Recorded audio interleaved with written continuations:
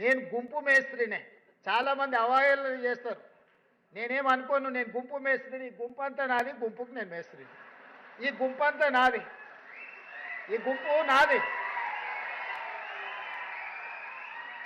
ఈ గుంపే కదా నా బలము, ఈ గుంపే కదా నా ప్రతిష్ట, ఈ గుంపే కదా నా సంక్షేమాన్ని, నా అభివృద్ధిని ప్రజలకు తీసుకెళ్లేది.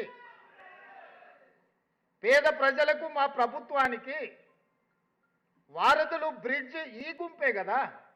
అందుకే నేను గుంపు మేస్త్రిని అని చెప్పిన. కొంతమంది గొప్పలు చెప్పుకుంటారు, మేము దొరలమని, మా గడీలు ఉన్నాయని. అట్లాంటి పోకడలు నా దగ్గర ఏం లేవు.